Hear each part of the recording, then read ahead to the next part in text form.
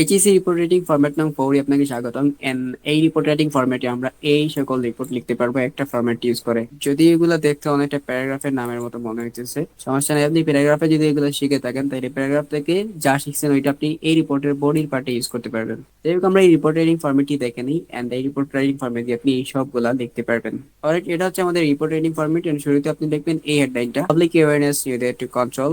তারপর যে বিষয়টা আসবে ওইটা, ফর এক্সাম্পল এখান থেকে আসলো চাইল্ড লেবার। তো আপনি এই জায়গায় লিখবেন চাইল্ড লেবার। বাকি যে কোনো টপিক আসলে এখান থেকে সেম একইভাবে লিখে দিবেন। এরপর লিখবেন স্টাফ রিপোর্টার।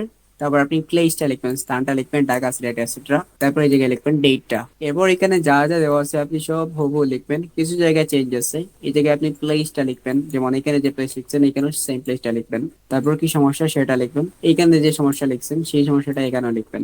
তারপর এখানে যা কিছু যেরকম আছে সেরকম থাকবে। এন্ড শেষে এসে আপনি এই সমস্যাটা আবার এখানে লিখে নেবেন। রাইট, সো এইটা ছিল আমাদের এই ফরম্যাটটা। আর যেহেতু এটা রিপোর্ট রাইটিং এর লাস্ট ফরম্যাট, সেহেতু আপনাকে বলে দিই যে রিপোর্ট রাইটিং এর জন্য আপনার পরীক্ষার জন্য সবচেয়ে ইম্পর্টেন্ট কোন 10টা টপিক।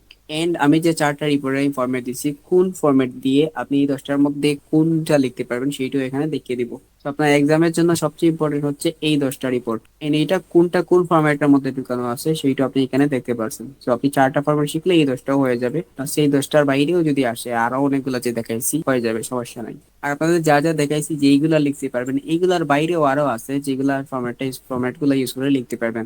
এগুলো অনেকটা ইম্পর্টেন্ট।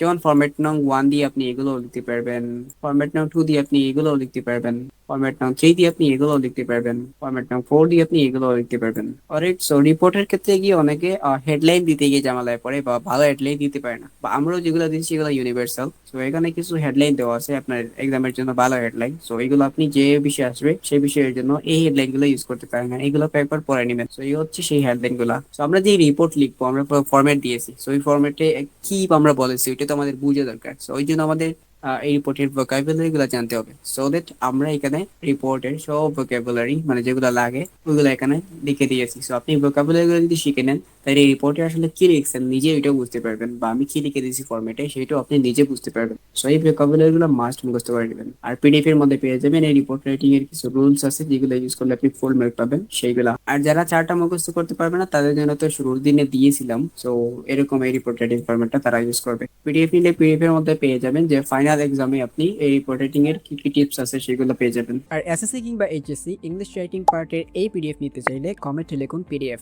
এই পিডিএফ এ ইংলিশ ফার্স্ট এবং সেকেন্ড পেপারের রাইটিং পার্টের সব টপিকের একটা দিয়ে অনেকগুলো লেখার ফরম্যাট প্লাস এক্সামের জন্য সাজেশন দেওয়া আছে। এই পিডিএফ এর সাথে ভোকাবুলারি পিডিএফ প্লাস রাইটিং এ ফুল মার্ক পাওয়ার সব ম্যাটেরিয়ালস পেয়ে যাবেন। তাই তাড়াতাড়ি কমেন্ট করুন পিডিএফ।